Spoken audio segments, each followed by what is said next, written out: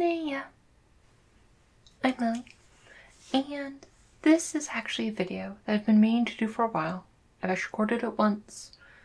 The recording got lost to the wasteland of my hard drive. Really, just the recording messed up and it was unsalvageable, unfortunately. And I don't love doing the same recording back to back, so I waited a little bit, even though if it isn't a bit timely. And it is high time that I finally get around to doing my set review for Throne of Eldraine. I know Throne of Eldraine's been out for a little while. It's not exactly a hot topic, it's not super relevant, but you know what? I need to get this because there's still some really important information, and especially with like the new bannings of Oko and Once Upon a Time, there's some really interesting angles that we really need to take and look at for Throne of Eldraine as we kind of go into this kind of new era of Standard. So this is my set review where I will be ranking every single sword in Throne of Eldraine by how much I want that sword. I think it's a very important metric to look at, and it's gonna be just really important things because it's you don't want to be running a deck with substandard swords you wouldn't really want. So here I'm to give you my definitive ranking of all the swords in Throne of Eldraine. Notably, I am talking about swords. I'm not including like lances or maces or other weapons that might be a thing. I'm mostly looking for swords. Notably, I also did not include ones where we don't get a good view of the sword, where it's in the background or like off to the side. I didn't include them there, so I want to be able to see, and we're choosing the swords that we can see clearly within the picture, and kind of that being the baseline definition for what I'm going with. Also, I'd like to say that some of the other reviews I've done have started with like categories which is like absolutely not, and you have to get like fairly few before I actually get the swords X that I would actually want from the category. But here's the thing with swords, at the end of the day, I don't care if it's a cursed sword, I still kind of want that sword. So the floor for sword quality is actually not that, it's actually pretty high, because at the end of the day, there's still a sword. Like, even if it's a bad sword, it's still a sword, and really, are you gonna say no to a sword? No, you're not. So without further ado, let's just get started with the sword I want the least. And, oops, that's not how you do things, but I'm gonna do it live because I'm unprofessional. Just making it a bit bigger here. But we're starting out with Oathsworn Knight, and just opening it off like it's Wait, let's lay out some major problems with this sword. One, that's way too big. Like, Oathsworn Knight looks like a big guy. I probably cannot reasonably lift that. It's just impractical. And so, but it's like, that's like not enough to like make me not want the sword on its own. Like a big sword I can still display nicely. It'll look good like leaning against the wall or like mounted on a wall, like above my mantle or whatever. But it's not really looking like it's in the best condition. There's lots of corrosion and notching in that thing, and it's more than just a little bit of love can really spruce it up. So it's a bit too far gone aesthetically.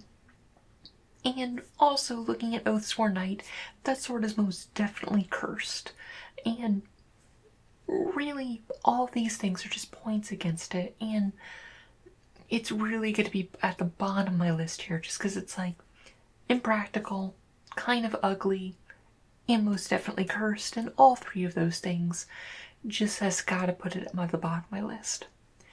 And also, I don't want to get in his way to try to take it from him, because he will definitely take me out, even if I do end up removing a +1/+1 counter from him.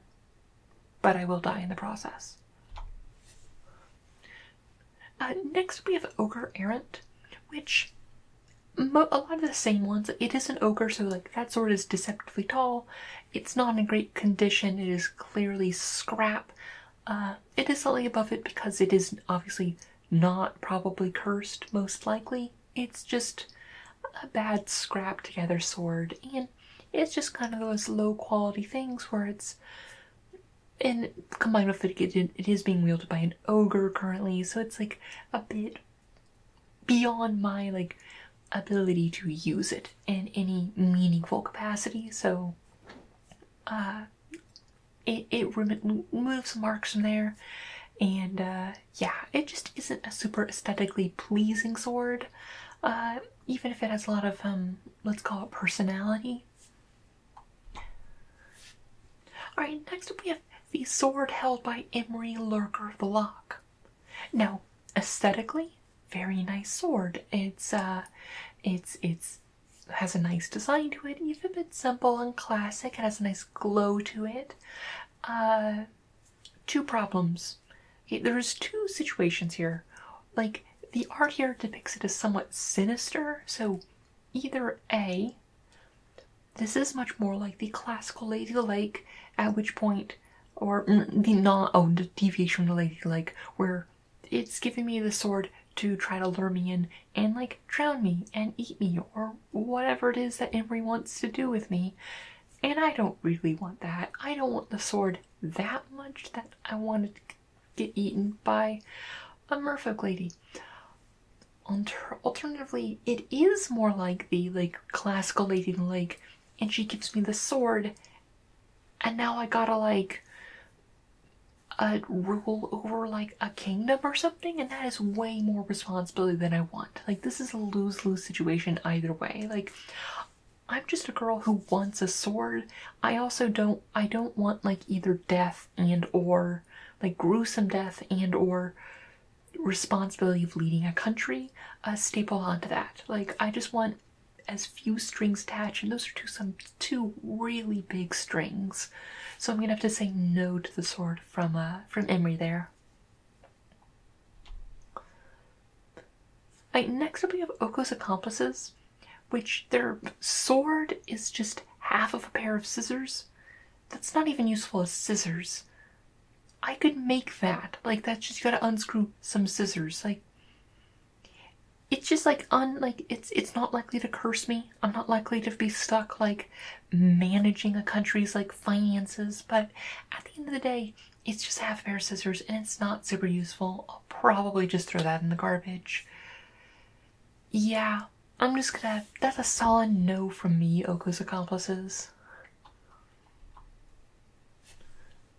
Next we have Raging Redcap, and you know what? A little bit of shoddy workmanship. I mean, not to disparage the fine Eldraine goblin tradition of metalworking, but those aren't looking like the best. And it is made for goblins, so those grips are probably a bit small for my hands. I do have kind of large hands for my size. But yeah, it's just like, they're very plain, they're very simple, but overall don't appear particularly well made, and honestly look pretty dull. So it's just like, I prefer a little bit higher craftsmanship with my swords, and Raging Redcap just isn't there for me. Okay, it also does say it's stolen steel, so it doesn't actually like the Redcap stuff. It's just like, who did you steal it from? Because like that isn't great swords anyway. We're just not taking care of it that much, so it's like, I'm not sure how fixable that is. Right, next we got the sword from Flaxen Intruder. So it's got some cool designs going on, but it has this weird hammer thing at the pommel, which just seems really weird from a weight perspective. That's gonna be really wonky moving that around, and it isn't even that useful as like a hammer, because like you're having to really get in there to actually like hammer anything. It just doesn't seem like a super thought through design. And I mean, obviously she makes it work. She made it work perfectly fine, but it just seems really weird and off, and that balance seems like it's going to be really awkward to use, so I'm not sold on Flax Intruder's sword. Next up is Inspiring Veteran, and notably his kid's sword. It's a child sword, it's a play sword. Like, yeah, it's cute, but I don't really know any kids that, like, to give it to, and quite frankly, I don't want to take it from this little girl. She's adorable. But yeah, no, it's just like, I have no real need for this. Like, sure, it's cute, but yeah, it's just like, I don't know, maybe if I had a friend or someone who had a kid that was like the age that might want a child sword, sure. Right now, me, don't really need it. Alright, next we have the Sword Fight Fervent Champion. Now, I have nothing against like good, like nice and like magical, like flaming effects and whatnot on swords, but I gotta say, this one's just trying too hard. Like, that whole thing is just fire, and like that hilt is like super thick for some reason, like, or like the pommel, and it's just like, why is it that big?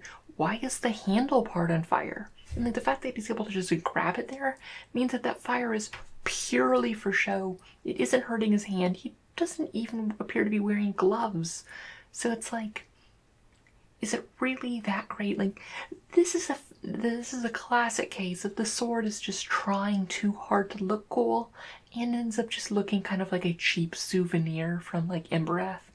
And that's really not what I'm looking for in a sword. I want something practical, not something that looks like a like novelty, like flaming like stick that you pick up. I don't know. It's just like, yeah, no, it's just like, it's just overdone. I'm not a fan of it.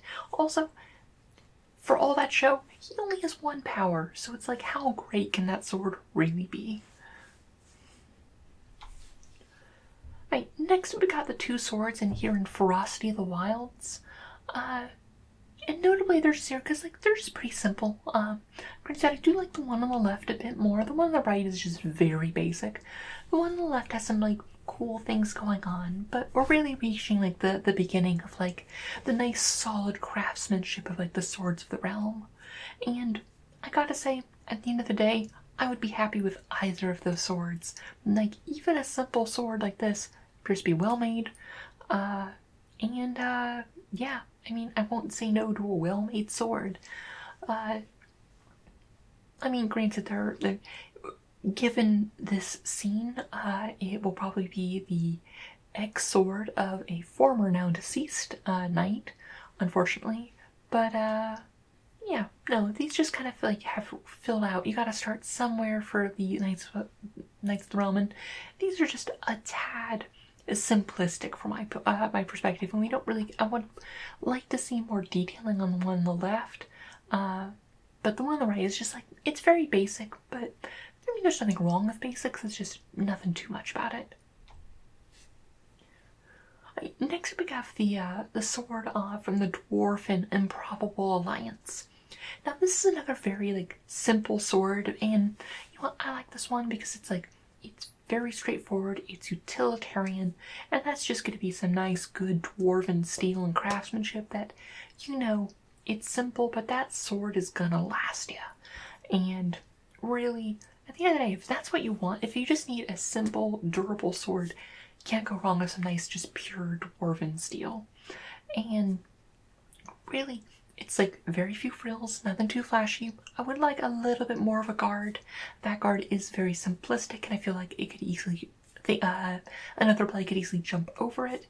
But at the end of the day, I trust their craftsmanship, and it's gonna last you. And it'll, if you're going on a long trip, like, this is the kind of thing you want. You don't want anything over fancy or ornamental. You just want something that's gonna work and be there when you need it, and this is your sword. That said, I don't need to go into the wilds that often. I mean, sure, I have to walk through the woods to the grocery store because, like, I live in the Pacific Northwest, but it's like, let's be honest, I'm not going on like month-long journeys into the Cascades, so I don't really need like this practical thing.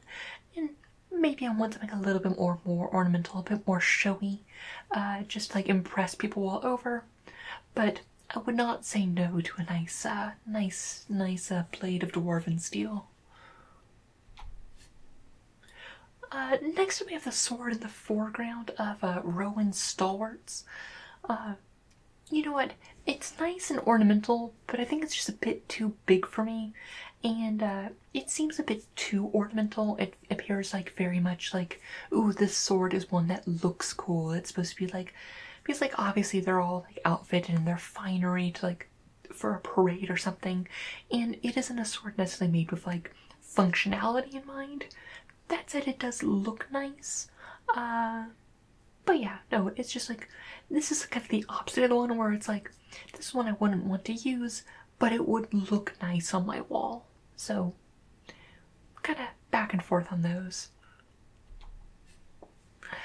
Next up, when we're talking about ornamental swords, Bella Brawl has it wound up. Like, that pommel looks incredibly heavy and incredibly impractical. It's like, that's like a full like foot and a half, but from your like hand grip to where the actual sword begins, and that's not great. But boy, doesn't it look good. And yeah, that's definitely something I want hanging over my fireplace. Like, yeah, no, it's just like, it's fancy, it's completely unusable, but yeah, I like it. I mean, it is also a bit big for me. Like, I am not strong in the arms department, so really my preferred size is probably like a hand and a half sword, so more of kind of like a moderate sword length, but the ability to just also use two hands, not a full like, I am not built to handle like things that are more in the class of Y handlers. Fun fact. Alright, next up we're just into kind of like, there's lots of just the Ardenvale swords, and these are all kind of lumped together. They're about in the same spot. But it's just nice, like they're very clean. I like the circle motif in them, but they're all very similar, so kind of count these all to being the same. We got Youthful Knight, the Ardenvale Paladins, the Sword of Righteousness, and Sir Alan, the Lion's Claw, but they're all kind of the same general, like, it's the stock Ardenvale sword. And yeah, I mean, it's just like, it's nice Ardenvale steel. You know, it's tried and true, like swords are Ardenvale's thing, more than any other, kind of, blah, blah, blah, kingdoms in the realm. So, yeah, no, it's just like, you know what, that's just a solid sword, and it's one of those things where it's, you know what, I consider myself mono white, and I would be happy to, if these swords represent like those who've made it through the circle of loyalty, and it's you know what, that is a sign of pride and of virtue, and I, you know what, like, all these like societal things are really embodied in that sword, and I can get behind that. Alright, next we have Emry Paladin. So now, before, you might remember that we was like back on Fervent Champion, like, that's a flaming sword that's trying too hard. This is a flaming sword that looks a bit more practical, where it's like the flame is on the blade itself. Granted, I question how potent that flame is, considering he is holding it right up to his neck, and right on his cape. That cape should be going up in flames. Like, maybe it's fireproof. I mean, they are from Emry, so maybe you need like flame retardant clothing. Like, it's probably a fair guess. But that said, even if it is for show, like that is a flaming sword that, like, they took a bit more care. It doesn't look like a cheap flaming effect, and I like, it almost has like a magma vibe to it. And again, even if for show, I like the effect. And yeah, the blade's a bit thick for my preferences, but you know what? Even if it is kind of a novelty flaming sword, I like it as a novelty flaming sword. Next we have Wintermoor Commander. But this one's here mostly just because it's like, it's a very simple sword design, but it's like a variant on the Ardenvale one that I really like. I like the movement from the swords on the guard, the circle on the guard into the very like angular crisscrossing at the early blade, and you know, it's just a design I can get behind. The grip's about how long I want it. We don't know how long it is, but it does appear to be kind of in the hand and a half range. And I mean, practically, I was like, that's just a sword I would like to have. So yeah, no, I just very straightforward, like in terms of just like pure design fundamentals, like outside of like the magical swords that are like very nice, that's just a sword I'm down to have. Next up, we got the swords on a Wildborn Preserver. Now, I like these from a more functional point of view, where elvish made, like dual wielding is the wrong choice always, but clearly they are light and they are large, but like light enough to be like dual wielded, which means like if I'm using them like one and two handed, it's probably gonna be very like nice and mobile, which I would adore. Mostly I like the one on the left there, because I just like the nice, like, clean sleekness of that blade. And, yeah. Also, that elf is riding on a giant fox, which looks adorable, and I want to give it a hug. Next up, we got the sword on Opt. I don't know how this is a question. Do you opt for the boring book or the badass glowing blue sword? And you choose the badass glowing blue sword always. Why would you choose a book when you have a badass glowing blue sword? Just saying. Like, I love books. I have a channel called Lily's Library, but you choose the badass sword. Just saying. No. Like, this is one where it's like, it's not my top magical sword in this, but it's like, in terms of swords I want, like, unfortunately, I live in a world where magic doesn't exist, and of course I'd want like this cool, awesome, like glowing blue sword that is clearly magic. Who knows what it is or what it does, but it looks cool. I'm not totally cool. Like, I'm not totally into like that like weird like S shape for the guard, but you know, I can get behind that just because it looks cool. Nothing else to say. It just looks cool, even if I wouldn't really use it necessarily. Next up we have the sword on Once Upon a Time. It is very similar to the like Ardenvale swords, but this one's on here because I really like this card in every way. It's very good, almost like it had to get banned, but I just love the everything about like the art, the composure and stuff, and this one is just, it's about the same as the rest of the Ardenvale ones, but I just like the context of it, the composure of it, the top-down design of it, and yeah. Alright, next we have the only named sword in the set, and that is Embercleave. Granted, it is probably this massive two-handed sword, and it's probably way too heavy for me to carry. It is a named sword, so it probably has some like a legend that I have to be like judge worthy or something to use it, which I definitely am not. But it's a named sword, and having a sword is cool. Having a sword that has a name that you didn't give it is even cooler. Like, that is just like, it says right there, it is legendary. Like, that is an amazing sword. That is just gonna be, it's fantastic. You know, it's gonna be like utmost quality, has some cool effects, it has like this cool like fire lightning ability going on with it.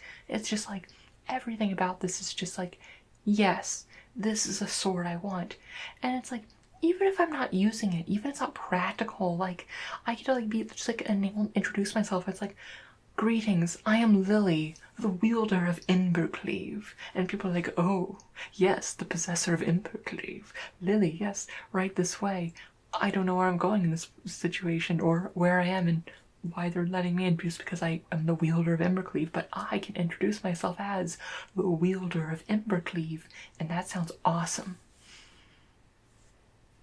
Yeah. That's gonna look so sick, like, just like in the corner of my room. Yeah. Next we got another one of these stock Ardenvale swords. There's a lot of them, but this is just the one on Venerable Knight. Mostly because I want like an adorable old grandma knight to give me a sword, even though I'm not as young as that girl there. But I want an old knight to give me a sword and tell me that they believe in me. That sounds amazing. I want emotional validation. I mean, I get a lot of that. I have a very great support network with like my friends and family, but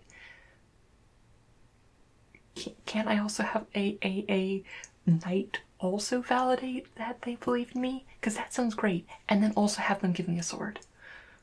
The give me a sword part is also very important things. None of my family has ever given me a sword. Just saying. This is not... If any of you watch this, you don't get me a sword. I have no need for a sword. I just don't get me a sword.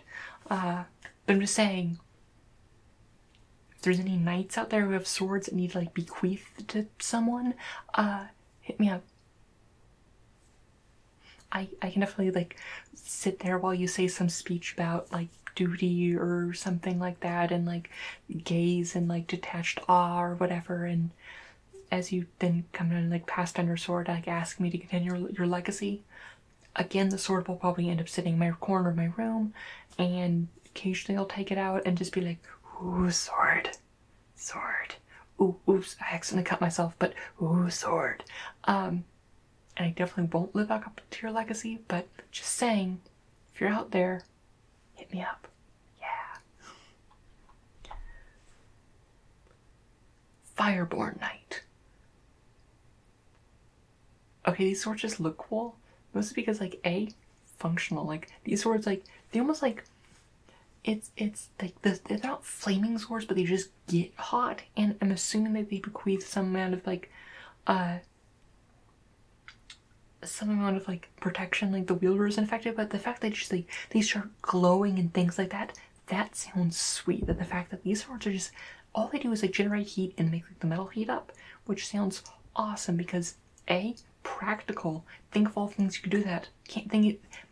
You need to get up to go to the bathroom in the night, or like the power's gone out. Get your glow sword. It starts glowing. Hey, you can see now.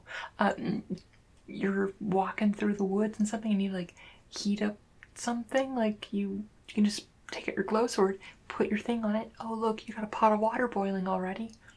Practical. Saves energy. Hell, you could just do that in your house. You don't need to use the stove. You can just heat up. Do all your cooking on your awesome glow sword. Yeah, also it looks cool. It's just like a nice clean effect. Like it's one of those things where it's like it is clearly magical, but it's not being overly flashy about it. It's just like it glows like to be like white hot, and that is sweet. Alright, next up we have something that you could argue that isn't a sword, but it has enough sword-like qualities on this like spear lance thing that it has like, it's kind of like Elspeth's sword with God's End, but it's here because it's enough sword-like, and I am a staff user, like that is my primary weapon, and so I feel most comfortable with polearms, and this just seems practical while also being like cool with like blue fire and all that. Like this is probably one of the few swords that I would use decently because it's like I know how to use a polearm, or a staff at least, and this one just is kind of like I was about to say like grown-up spear, but that's not how weapons work, whatever. It's like it's a spear with a larger head and a more like committed head that you have to like be focused on, but it's like I could actually do stuff with that, and it also looks cool. I don't know. No.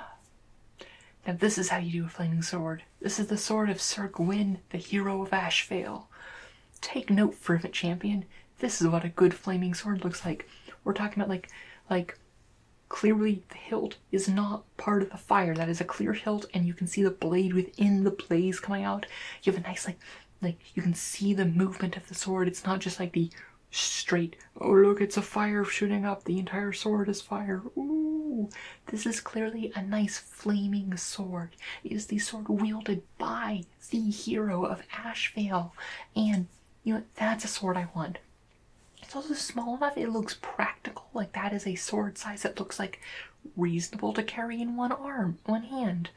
And also Sir Gwyn is really hot. And not just because she's a flaming sword. She's very hot and very my type. What? I don't know what to talk about. But, yeah. Ooh. Sir Gwyn is also, coincidentally, the probably number one on, if I was to rank every girl in, Throne of Eldraine, based on how much I want them to top me, Sir Gwyn is number one, by a long shot. Oh, I'm gay. But you know, it's just like, from a sword perspective, that is everything I want from a flaming sword. Practical, clearly defined parts, and nice flame effects. Very good. Alright, next we have Resolute Rider, which, from a functional point of view, this thing looks really cool, because it is like it's only like the length of like a short sword, but its effects appears to let you like strike out like from like 4 times its distance, and as someone who's not the longest armed person or tallest person, you know, getting into range is an important thing, and if I could just be like swing and hit something like a good like 10 feet away from me, that sounds sweet and a very effective weapon.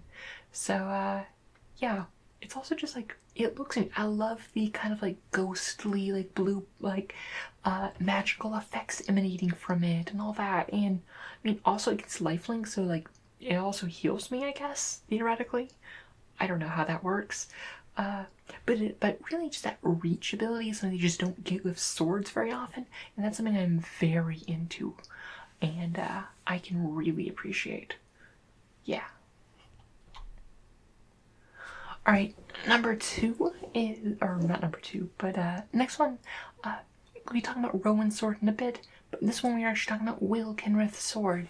This is this ice sword. It is, it's pretty simple. It is just kind of a very straightforward sword, and I actually like the very like straightforward designs that aren't like, it's not stock obviously, but it's I love all the portions of it. I like the detailing along the blade. I like the diamond pommel, and just a very simple, straightforward ice effect that I can get behind. It's just, you know, if I want an ice sword, that's what I think when I think ice sword, and it's just very efficient and exactly what I'm looking for in my average ice sword. So, yeah. But a better ice sword is from Sir Eleonora, the Discerning. Now, this one is a bit more complex, but I love the extra detailing in the guard. I think I like the kind of more visual, it's a bit more flashy of ice effects. But like I said, let's be honest, in my day-to-day life, I don't need a sword. And most of the time it's going to be on my wall, or I might take it off to like show to my friends. And this one I just feel is a bit better for kind of the aesthetic principles. Also, it comes from Castle Fantris, which is nice, and you know, it has its magical aspects are going to be very tightly done, very proficiently enchanted. Whereas I don't know where Will got his sword; they never talk about that. But yeah, it's just, I like the extra ornamentation, and when it comes to those two swords, I would prefer to go more with the extra ornamentation over function, just because, let's face it, I don't need the function. Right, next we have Rowan's sword, which I just adore the like crisscross at the pommel, kind of like the Wintermoor, Wintermoor Knight, there, where it's just like that crisscrossing, but I like the sleeker design of Rowan's sword, and the extra like spark and fire effects, which might just be her, not actually the sword, just kind of add it to that. And I love the fuller down the middle. I think that's a very clean fuller design, and just overall that is just a really nice, like, it's simplistic, but it also looks light. But it has long enough pommel that is kind of that hand and a half space. And yeah, no, just very good, very practical, everything I want just kind of in one place. And now, for number 1, we have the Sword of Linden, the Steadfast Queen. Now, I am making a huge assumption on this, and I am assuming that in this shot that this is clearly a very shot that isn't necessarily her, like, she obviously isn't in her war regalia or her battle thing. Like, this is clearly a shot to show her majesty and heroism and whatnot. And even though she does not use it day to day, I'm assuming she is posing with the sword that she was given by the questing beast. Now, for those of you who have not read the novel, spoilers, just saying, these swords, one was given to Linden, one was given to King Kenrith, I don't remember his first name, by the questing beast when they set out on their grand quest to whoever completed the quest became the High King or Queen of the realm. But these swords were these are awesome swords granted by the questing beast, and that's awesome on its own. But each of these swords also, I'm assuming I'm getting this new and not just like refurbished. That said, it does still look cool. Like, aesthetically, it has, like, it's a bit large for me, but aesthetically it has everything I want. It's like a nice clean design. I like the cool like circles of energy in there, and you know, it's a bit larger than I'd like, but I can work with that. And overall, just really cool design. But the key feature of this is that these swords can bring you back from the dead once, and if that's not something you are interested in, I don't know why. Like, cool, all the other swords has cool enchantments that catch on fire and stuff. This one brings you back from the dead, and if that isn't some, like, you really can't get that much better than that. Alternatively, if it doesn't bring you back from the dead, you can also expend it to bring someone else back from the dead, and that's a useful ability. Fun fact, raising people from the dead is kind of a big deal, and just the ability to do that, just stapled onto a really awesome sword granted to you by the questing beast, it's just like, you can't argue with that, and that's why this takes my number 1 spot for my number 1 sword that I want. Yeah, and that's about it. That's all I have to say. It's just like, this one's just like hands down. It's just like, design things aside, like, that's just too powerful of an ability to pass up. And that's it for my set review for Throne of Eldraine. Do you disagree with some of my sword rankings? Like, did I miss any swords? Like, I mean, I'm pretty solid on my my top choices, but you know, I could see some moving around of some of the middle ones. But yeah, so let me know. I mean, I hope you find this useful. I know choosing your sword aesthetics in your decks is very important, and I really think, like, I mean, I think the Oko meta really warped it towards daggers, because he had a dagger in his art, so it kind of shifted the focus away from swords. But now that he's gone, I could really see the meta like evolving into something different that really allows the swords to shine a bit more. And I'm excited to see where it goes. So yeah, let me know what you think, and I hope you all have a wonderful evening, and have a wonderful night.